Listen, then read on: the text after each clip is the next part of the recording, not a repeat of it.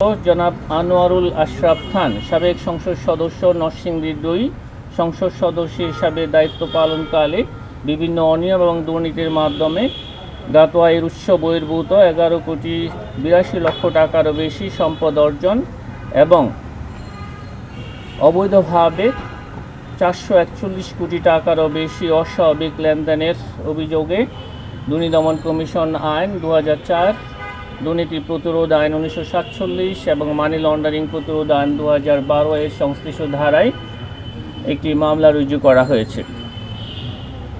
অভিযোগ সংশ্লিষ্ট জনাব আফরোজা সুলতানা এবং জনাব আনোয়ারুল আশরাফ খান পরস্পর যোগসাজশে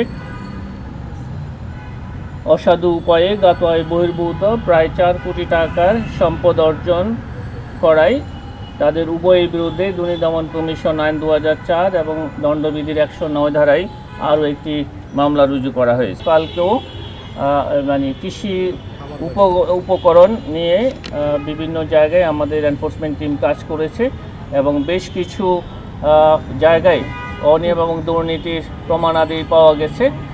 এনফোর্সমেন্ট ইউনিটে তারা তাদের অভিযান পরিচালনা শেষে প্রতিবেদন দাখিল করে। সেই প্রতিবেদনে যেই ক্ষেত্রে অনিয়ম এবং দুর্নীতির প্রমাণাদি পাওয়া গেছে সেগুলি সংক্রান্তে সেই প্রতিবেদনে উপস্থাপন করে থাকে এবং এই প্রতিবেদন দুর্নীতি দমন কমিশনে উপস্থাপনের পর এই বিষয়ে সিদ্ধান্ত গৃহীত হবে।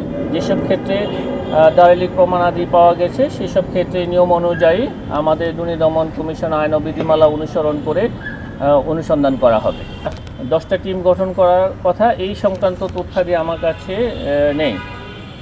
যদি গঠন করা হয়ে থাকে আমি আপনাদেরকে আগামীকালকের ব্রিফিংয়ে ইনশাল্লাহ জানাবো।